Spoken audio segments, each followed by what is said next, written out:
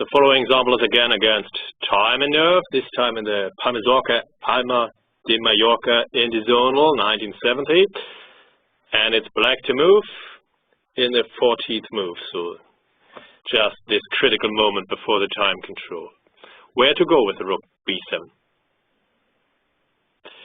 It should go to c7, so that knight d7 is still possible to create a dark square blockade on the queen side with good drawing chances. While after rook b7, Bobby played, after rook d7, rook b5. Taimanov's idea was, which he also sealed, rook d4, and now Bobby had all the time in the world to analyze the adjourned game and found that c5 is very dangerous and it introduces a lot of dynamics into white's queenside initiative.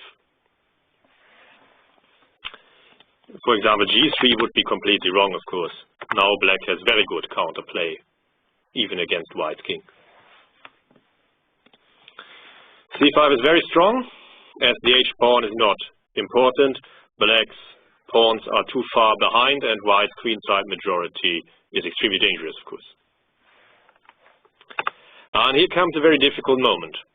What would you do? Bobby had, of course, analyzed it thoroughly in his adjournment analysis.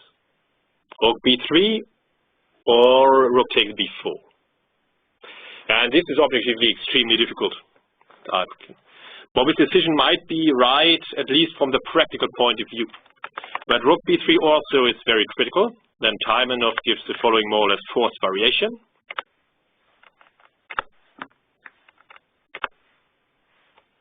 Yeah, white must, of course, keep his strong bishop. Withdrawing chances, according to Mark Taimanov. Kasparov continues it in his On My Great Predecessors work. Yeah, with practical drawing chances. But of course, it's still extremely difficult to say. White is better, but okay. Black's king is now active, and the disadvantage of this variation from white's point of view is that it is easier to play for black. This might be another point why Fischer took and played rook c4. Here the bishop is much stronger than the knight, as the outside pass a pawn is extremely dangerous. Black's pawns are very slow, and white can also activate the king. But here comes another inaccuracy. King g7 is wrong, but I cannot say if black can defend this with other moves. White has all the chances to win over the board, at least. But this somehow is too slow. Now white should be winning, as the a-pawn has gained another tempo. And rook e1 stops the activation of black's rook and prepares in case rook a1, in case if needed. Taimanov forces it. And now, yeah, of course, now comes the king. And this is important in variations like this. Then the king is in time to dominate the knight, which is often important. And then white should be winning, as his play on the queen side is too quick. Black's kingside pawns are too slow, and the bishop is a much better piece in this fight in two wings. But in the game, Taimanov tried 98, but he was also too slow, as now his rook is too clumsily placed. The rook is not a good blockading force, of course. It is now dominated, and white is always in time to win. But okay, a few precise moves are still needed.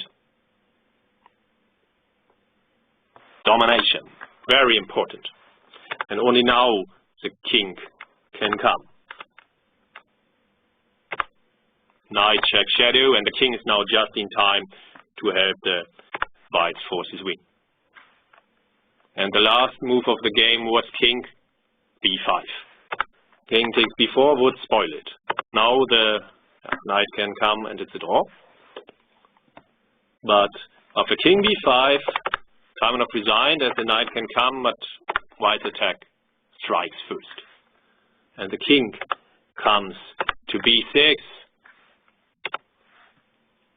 to deliver this disruptive check, and then white will win both black's pieces first and the game later.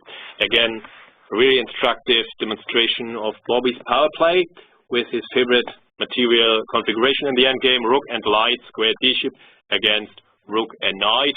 And yeah, here there can only be two results. White wins or it's a draw. And yeah, after king g7, white should be winning, as now he's won further time, which is of course very critical in such a race situation. But after other moves, white has very good practical winning chances, but theoretically it might not be 100% clear. Again, beautiful power play demonstration by Bobby.